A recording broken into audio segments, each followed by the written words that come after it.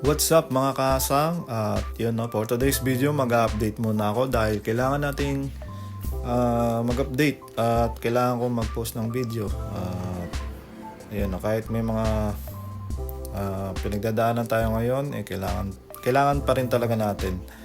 So, ayun, update ko muna kayo doon sa mga isda natin nung kinuha ko doon sa ating farm sa Binyan. Ito yung mga PKBM na dinala ko dito, tapos ito yung mga gagawin kong breeder dito. So pinaghiwalay ko na yan, no? Hiniwalay ko yung apat, pumili ako ng apat. Tapos iwanan ko yan dyan sa harapan. Tapos yung mga ibang matitira, lalagay ko doon sa likod. Tingnan natin kung dadami sila doon sa mga tubs natin doon sa likod. At yan, mamaya pakita ko sa inyo. Gawin natin yon. Tapos ano pa ba yung mga ma-update natin dito? Yung mga isda natin, ayun nga pala, naalala ko yung ating blue polar parrot. So yung blue polar parrot natin, buksan natin yung ilaw, no? Para mas makita nyo. Yung blue polar parrot natin, di ba nagkakaanak sila. Nagtago ako ng ilang piraso, tapos yun, nagtry akong mag-breed ng mga anak na nung breeder natin. So ayan, tinry ko nga sila nung nakaraan at basta pinagsama ko na lang yan dyan. So ang nangyari nakabreed na siya, no? Kasi yung female natin is pangatlong best niya ng mga itlog to. Yung unang dalawang itlog niya pinabayaan ko lang. So nung after nun, sabi ko next time lalagyan ko ng male. So nilagyan ko nga ng male, sinamahan ko ng male. Tapos ayan, meron na siya mga wigglers. Ayan, may mga wigglers na siya. So hinahayaan ko lang siya na alagaan niya yung mga wigglers niya hanggang mag free swim yan. Hayaan ko lang yan, tignan natin kung anong gagawin niya doon sa mga magiging anak niya o yung mga fry niya. Tapos yon, may pinagsama pa tayo dito, yung binigay sa atin ni Sir Larry na puting babae na polar parrot fish. So sinamahan din natin ng male yan, pero hindi pa nangingitlog yan. So abang-abang tayo dyan, no? Ito, inaabangan ko rin to kasi hindi pa ako nakatry mag-breed ng mix na puti tsaka yung blue, para hindi ko alam kung ano lalabas doon. Tapos update ko lang din yung na-breed natin before, di ba? Meron tayo dito mga fry. So ang nangyari, ayan, makikita nyo nagmo-mold sila, namamatay. Hindi ko alam kung ano talaga yung exactly reason. Pero dito kasi sa amin ngayon grabe ang lamig dito sa GMA. Medyo bundok na kasi yung gilid namin at medyo mataas kami. Talagang malamig. Compare mo do sa ibang part ng Cavite, tapos dito sa Laguna. Dito sa GMA Cavite kasi mataas kami. Malamig talaga ang klima dito. So parang tingin ko yun yung nagiging problema natin do sa mga fry natin. At hindi nila kinakaya at hindi naman ako nag-heater. So yun yung breeder. Parang feeling ko mangingitlog na naman. Tapos ano pa ba yung mga pwede nating update dito? Yun, meron pa akong mga fry. Ito hindi ko pa to binebenta ulit. So meron pa akong HB12 batch 1. Pinapalaki ko lang ng konti yan, tapos kinakal ko ng konti. Tapos yung mga HB11 natin, wala na ako ni-release talaga kasi gino-grow out ko siya. Pero hindi ko kasi mabomba talaga dahil nga malamig. So baka magkasakit, nakakatakot din. So ang bagal nila lumaki ngayon dahil malamig nga yung klima. Tapos itong male na to, hindi ko alam kung makikita nyo pa to sa mga susunod nating video kasi yung hipag ko, bali yung anak niya, yung pamangkin ko doon, parang gusto niya mag-alaga ng flower. Binigyan ko siya ng fry, tapos parang sabi ko, bigay ko na sa kanya itong malaki. So itong malaki na to na Red Spartan, sinubukan na rin nating i-breed yan mga 10 beses na, hindi naman siya nabubuo. At medyo matanda na to, no, mga 3 years o 4 years old na yata yan. So ibibigay ko na yan dun sa ating pamangkin na gusto mag-alaga ng flower horn. Kasi kailangan ko rin yung space. Tapos dito, ano ba to? Yung yellow platinum natin. Ito na lang yung natira doon sa yellow platinum na galing sa Binyan. So nag-save pa rin ako ng 2 pairs. Tingnan natin kung mapaparami pa natin yung mga yellow platinum balloon molly natin. Tapos dito naglagay ako dito ng 3 kong sinelect na HB11. So ayun nga, ang problema kasi talagang malamig. So ngayon ko lang sila sinubukan ulit i-2Bpex. At ngayon lang din ako naka-order ng 2Bpex. Tignan natin next week kung may pagbabago dyan, no? Kasi yung isang tabong 2Bpex, pag napaubos ko sa mga growouts at fry natin, malaki talaga yung naging pagbabago nila. So try natin. Tignan natin, no, kung sa susunod na update kung may magbabago na doon sa ating mga fry. So ayun, no, lagyan na natin ito sa likod at tignan natin kung saan natin ilalagay yan doon. Ganda nito kung may blue eyes, oh. Yan, yung mga binigay sa atin ni Mitras Backyard kasi ito yung mga anak nun. Tapos yan, dumami na dumami. Marami pa tayo sa ano yan, sa farm yan. At papalakihin lang natin ng konti. So yun, no, nilipat ko na nga yung ano, no, ito yung mga natirang 4 o 2 pairs. Tapos ito yung dadalhin natin sa likod. So hinuli ko na nga sila. Tapos yun, may nakita akong mga gumagalaw, no? Meron na pala silang fry. So nilagay ko lang to mga ilang araw pa lang. Hindi ko napapansin, siguro sumisiksik sila sa mga bato, nagtatago. So may mga fry, no, hindi ko lang sure kung ilan yung bilang nila, kung may 10 ba sila diyan or tingin ko wala naman silang 10, mga 7 ganon, 5 hanggang 7 lang yung bilang nila. Hindi ko sure kasi nagtatago. So ayun, may nanganganak na doon sa ating PKBM, hindi ko alam kung sino doon. At yan, syempre, save din natin yan. Try natin palakihin yan dyan, yung mga fry. So, kung may magda-drop man dito, kasi ito yung dalawang malaking female, kung may mag-drop man dyan, ililipat ko lang dyan sa kabila para hindi nila kainin. Alright, punta tayo sa likod. So, dito tayo sa likod ngayon.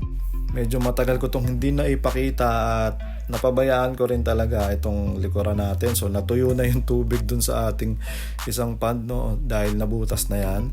Tapos, yun, update ko na rin kayo, no? Bago natin ilagay itong mga PKBM na to dahil iniisip ko pa kung saan nilalagay. Nung nakaraan, naglagay tayo dito ng ano ba tawag dito? P-Dirt Koi Guppy. So, parang 3 pairs yata yon. Pero ngayon nakikita ko is ano na lang, 2 pairs na lang. Yan, no? Yung binigay sa atin ni Larry na pair, tapos yung pair ko na pinili. So, 2 pairs na lang sila na nakikita ko sila ngayon. Pero marami ako nakikitang fry. Yung mga fry siguro mga 20 pieces. 20 pieces. Nakikita nyo ba guys ayun gumagalaw?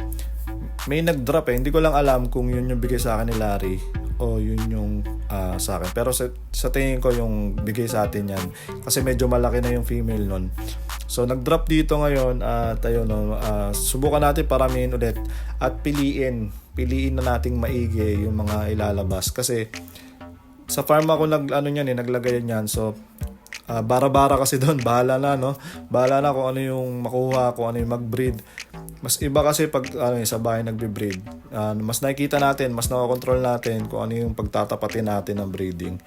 So ayun, dito sa tab na to, nandito yung angelfish natin na gusto ko na i-dispose nga to.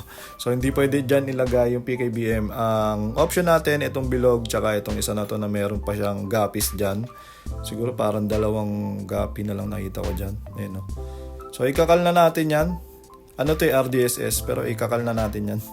Diyan ka na sa ating female na ano ba to, X-Max ba to? Parang yan yung sa growth challenge guys eh. Yan yung sa growth challenge na isda natin. Yan tinabi ko kasi female. Try natin kung may breed natin. So yun, tignan natin kung may laman pa. Tumalo na isa. Ayaw magpakain. Doon na lang siya sa sahig daw. So yan, mukhang wala na laman yan. Lalagyan natin dyan. Tsaka dito, ito naman, wala na talaga tong laman. Tanggalin lang natin yung mga nakakainis na. Nainis ako dito sa daon na yan eh. Ang bilis kumalat ng duckweed.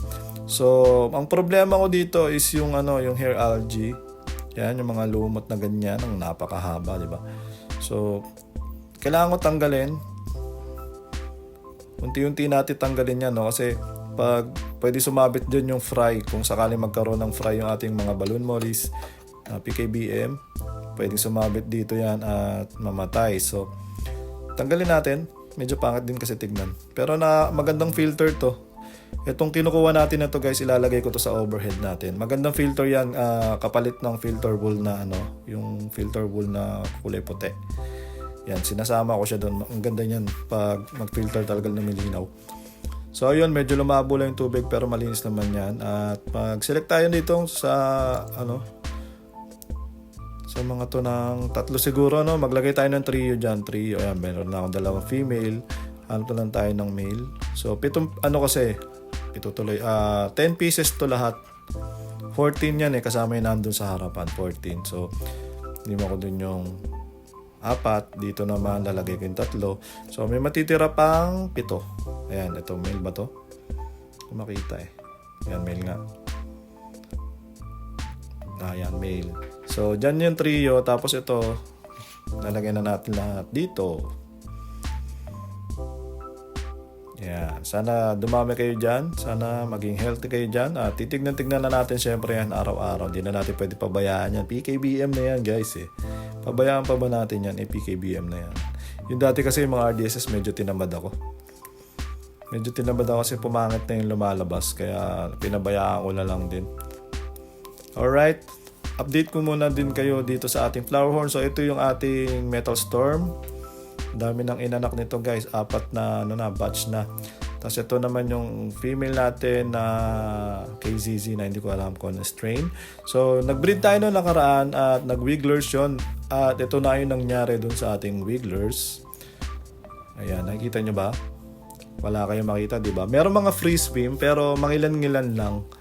Ayan, may mga free swim. Siguro mga 20 pieces lang ang free swim dito na nakikita ko. At dahil nga malamig yung panahon at hindi ko na siya masyadong naasikaso at hindi ko man lang nai-on yung heater, hindi ko naisaksak yung heater. May heater to pero hindi ko naisaksak. So, ang nangyari nag-mold siya. At tingin ko rin may problema na tong tank na to. Nung nilipat ko pa lang yung eggs at nag-hatch siya, medyo pinasok na agad ng mold yun. Isang araw pa lang, pagkagising ko ng kinabukasan nung pagtingin ko sa mga wigglers ko, ang lalaki ng tiyan. Ganun kasi pag pinasok ng molds, kinakain nila yung pumapasok sila sa loob ng tiyan, tapos lumalaki yung tiyan ng mga wigglers. Tapos hanggang sa maging molds na lang din yun at mamamatay na sila. So, pag ganun kasi wala na akong control doon, sinubukan ko pa rin lagyan ng mga methylene blue, ganyan, water change, hindi na talaga nakasurvive. Tapos ito yung sinundan nila na HB12 batch 2. Tama ba? So itong batch 2 natin, February ang release nito. Sa mga nag-aabang ng wholesale, maglalabas ulit ako ng wholesale na 500 ang 15 pieces para sa mga HB12. Konti lang yan, siguro mga 3-4 na set lang ang may lalabas ko dyan na wholesale. Tapos i-grow out na rin natin yung iba. So yung mga nagpa-reserve at yung mga nag-aabang nakausap ko na, sila yung talagang ipa-priority ko dyan kasi nga nakaabang talaga sila dyan at nagsabi na sila. So ayun muna yung update natin guys. Sana nag-enjoy kayo. Maraming salamat sa mga nanood. Fish out!